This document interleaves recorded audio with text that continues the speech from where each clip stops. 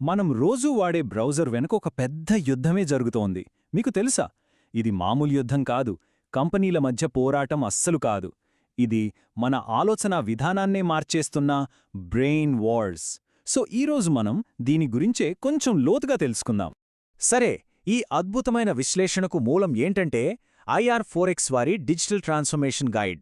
వాళ్ళీ కొత్త టెక్నాలజీ యుద్ధం వెనుకున్న అసలు విషయాలను ఎలా బయటపెట్టారో ఓసారి చూద్దాం. ఈ వాక్యం వింటే కొంచెం ఆలోచనలో పడతాం కదూ. మీరు మూడవ బ్రౌజర్ యుద్ధంలో జీవిస్తున్నారు, కానీ అది మీకు తెలియకపోవచ్చు. అంటే మనకు తెలియకుండానే మనం రోజు వాడే డిజిటల్ ప్రపంచం ఒక యుద్ధ క్షేత్రంగా మారిపోయిందనమాట. అంటే ఈ యుద్ధం డబ్బు కోసమో మార్కెట్ షేర్ కోసమో కాదు. మరి దేనికోసం? మన మెదడులో చోటు కోసం. టెక్ కంపెనీలు మన దృష్టిని, మన ఆలోచనలను తమ వైపు తిప్పుకోవడానికి పోటీ పడుతున్నాయి. దాన్నే కాగ్నిటివ్ రియల్ ఎస్టేట్ అంటున్నారు. ఇంతకాలం కేవలం సమాచారాన్ని చూపించే ఒక కిటికీలా ఉన్న మన బ్రౌజర్ ఇప్పుడు మనతో పాటు ఆలోచించే ఒక పార్ట్నర్లాగా మారుతోంది. సరే, ఈరోజు మనం చూస్తున్న ఈ పరిస్థితి యొక్క ప్రాముఖ్యతను అర్థం చేసుకోవాలంటే మనం కాస్త చరిత్రలోకి వెళ్ళాలి. అసలు ఇదంతా ఎలా మొదలైందో ఓసారి చూద్దాం. చరిత్రలోకి ఓసారి తొంగిచూస్తే మొదటి యుద్ధం పేజ్ యాక్సెస్ వార్. అప్పట్లో ఇంటర్నెట్ ఎక్స్ప్లోరర్దే పైచేయి. ఆ తర్వాత వచ్చింది స్పీడ్ వార్. ఇందులో గూగుల్ క్రోమ్ తన స్పీడ్తో అందరినీ దాటేసింది. ఇక చివరిగా మొబైల్ యుగంలో క్రోమ్కి, సఫారీకి మధ్య ఎకోసిస్టమ్ వార్ నడిచింది. ప్రతి యుద్ధం బ్రౌజర్కు ఒక కొత్త రూపాన్నిచ్చింది. ఇన్ని యుద్ధాలు జరిగాయి కదా, మరి ఫైనల్గా గెలిచిందెవరు? ఈ చార్టు చూస్తే స్పష్టంగా తెలుస్తుంది. దాదాపు 70% మార్కెట్తో గూగుల్ క్రోమ్ బ్రౌజర్ ప్రపంచానికి రారాజుగా ఉంది. కాని ఈ సింహాసనానికిప్పుడు ప్రమాదం పొంచి ఉంది. కాని అసలు కథ ఇక్కడే మొదలవుతుంది. ఇప్పుడు నడుస్తున్నది 4వ బ్రౌజర్ యుద్ధం. ఇది ముందు జరిగిన వాటిలాంటిది కాదు. ఇది బ్రౌజర్ అనే పదానికే కొత్త అర్థాన్ని ఇవ్వబోతుంది. ఈ కొత్త యుద్ధానికి కారణమేంటంటే మన బ్రౌజర్లకు ఒక బ్రెయిన్ వచ్చిందనమాట. అవును, అవి ఇకపై కేవలం సమాచారం చూపించే కిటికీలు కావు. ఈ మార్పును ఇంకా సింపుల్గా అర్థం చేసుకోవాలంటే ఈ టేబుల్ చూడండి. బ్రౌజర్ మన కళ్ళు అనుకుంటే సర్చ్ ఇంజిన్ ఒక మ్యాప్ లాంటిది. ఇప్పుడు కొత్తగా వచ్చిన LLM, అదేనండి లార్జ్ లాంగ్వేజ్ మోడల్, అదే అసలు బ్రెయిన్. ఈ మూడు కలిస్తే అదే మన AI బ్రౌజర్, మన పర్సనల్ పార్ట్నర్ అన్నమాట. ఈ ఒక్క మాట మొత్తం కథని చెప్పేస్తుంది. చూడండి, పాత బ్రౌజర్లు పేజీలను వెతకడానికి సాయపడ్డాయి. కొత్తవి ఆలోచించడానికి, నిర్ణయాలు తీసుకోవడానికి, పని చేయడానికి సాయపడతాయి.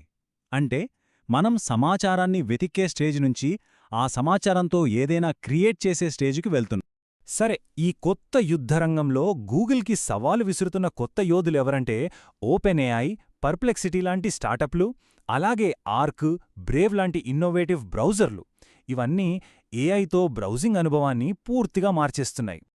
ఇదంతా బానే ఉంది, కానీ ప్రాక్టికల్గా మన పనులపై దీని ప్రభావం ఎలా ఉంటుంది?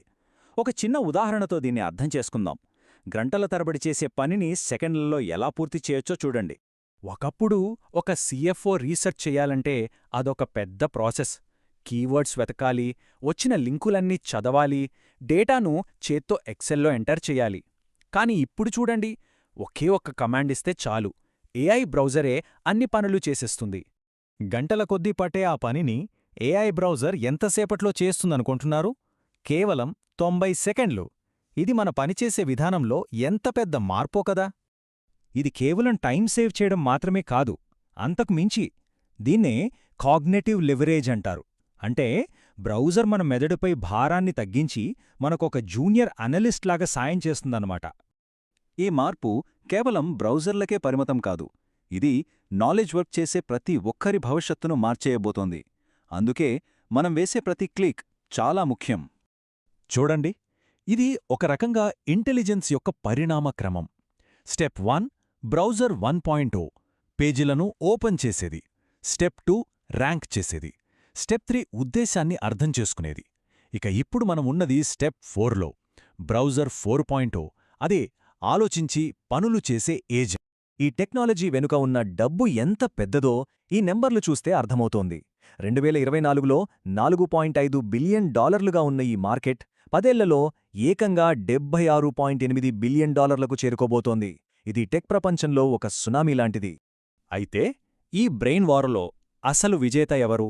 స్పీడ్ ఎక్కువున్నవారా లేక పెద్ద కంపెనీలా? కాదు.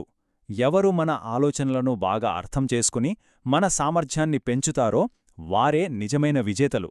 మొత్తానికి ఈ విశ్లేషణ మన ముందు ఒకే ఒక్క ప్రశ్నను ఉంచుతుంది. ఈ కొత్త ఏఐ యుగంలో ఇంకా పాత పద్ధతుల్లోనే క్లిక్ చేస్తూ ఉండిపోతారా, లేక ఈ కొత్త టూల్స్తో కలిసి ఆలోచించడం మొదలుపెడతారా? నిర్ణయం మన చేతుల్లోనే ఉంది.